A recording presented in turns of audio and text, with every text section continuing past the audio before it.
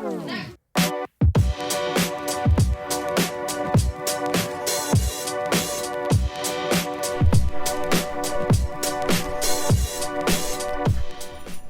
I'm Matt with 731 Woodworks. Welcome back to the channel. Today I'm going to be building a floating shelf purse storage for my wife. She doesn't know it yet unless she's watching the shop camera.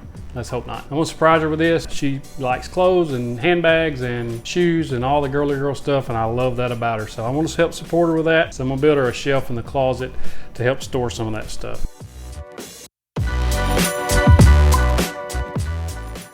Hey, if you're new here, consider subscribing and hitting the like button for me. I'd appreciate that. If you click that bell icon when you click subscribe, that will notify you every time I upload new content. Comment below if you would like a floating shelf like this in your closet. So what we're going to do is build it out of a 1x12, some 2x4s, and a 1x10 for a divider, and a 1x4 to go around the edges to kind of hide the 2x4s. So let's get started. First thing I do is I take my 2x4s and I cut them to length.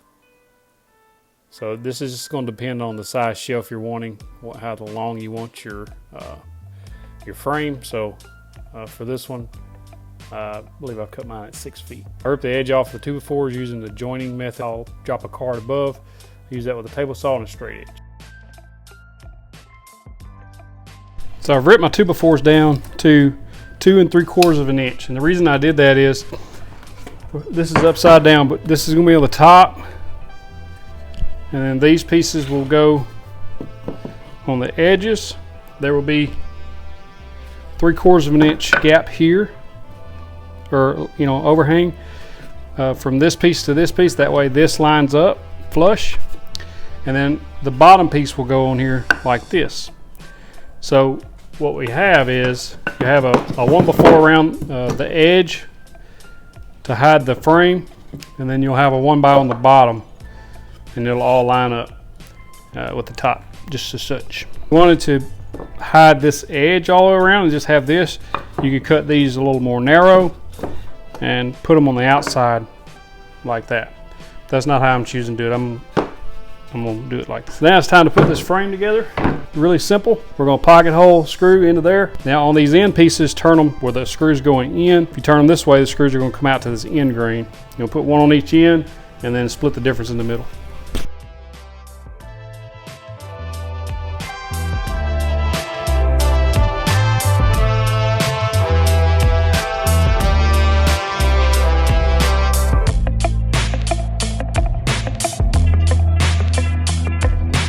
Frame is assembled. I'm using, this is a 1x10. You'll see I've got a stop block just kind of clamped to my saw there, and I just cut an angle on there, just a slight angle to give it a little more detail. Then I drill 2 pocket holes in each one.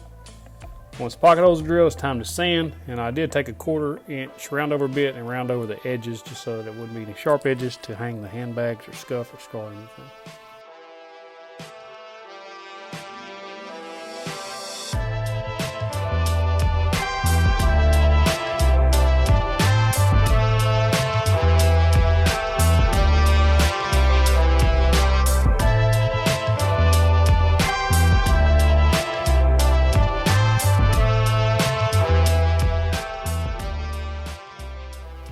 Once the sanding's complete, we're going to assemble the table. I just used a clamp and put those 2 pocket holes. If you don't want the pocket holes showing, you could always either plug them, or you could just drill from underneath the shelf itself and just do a butt joint.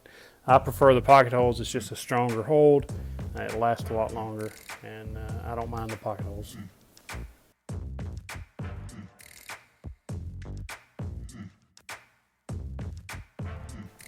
After that's complete, I sand the whole thing again, and then go for paint. So this one we're coating with 2 coats of Sherwin-Williams stain blocking primer, and after that's dry, we're going to do 2 coats of Sherwin-Williams Pro Classic Biscuit White.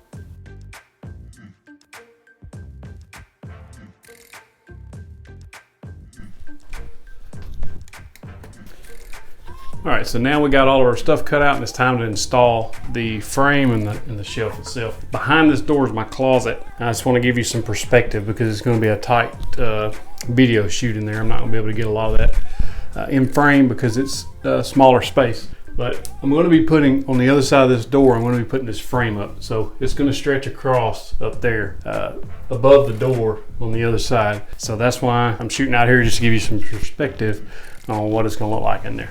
Let's go in. So now we're looking at the other side of inside the closet, on top of the door, which is where this shelf is going to be. There's a whole wall there of empty, unused space. I wanted to use this for the shelf. You'll see me tapping the wall with a hammer trying to find the studs. I know there's a stud on each side of the door, and then I also needed one out a little further. I just bring the frame up, I set it in place and mark where the studs are, and then I pre-drill the holes on the ground before bringing it back. Setting it on the level, get everything leveled up, and drive those screws into the studs, and that way it's a good solid hole. These are 4-inch screws, so they're going to be in there all in that stud, so I don't have to worry about it ever coming loose. Once that's attached, I bring my shelf in. It's a tight fit, so it's hard to get up there, but once we get it up there, get it in place, and this will be brad nailed into place once I'm ready. Using wood glue to attach these, just to frame it out with this 1x4.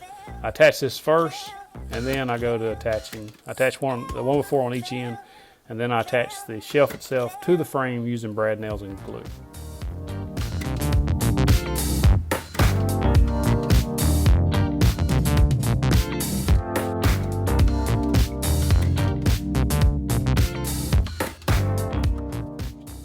Once that's in place, I put a little glue on the end grain of each of these boards, and then I bring that 1x4 in, cut to fit, cut to size outside, and bring it in and just brad nail it in place as well. You could always come back and putty these brad nail holes and paint over them if you would like.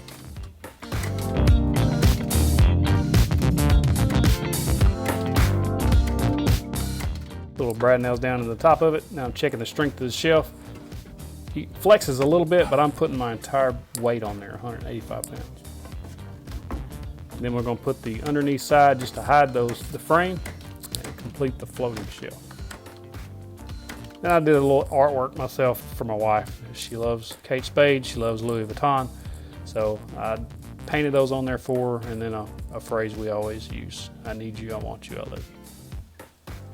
Now she has 7 compartments where she can store handbags, as well as the other side of the closet. But the uprights give her support so that the bags don't sag or wrinkle. A lot of times in leather bags, they will, over time, if they're setting in place, they will tend to crunch down. So this helps her out there. It gives her lots of storage space. Good secure place to keep those bags.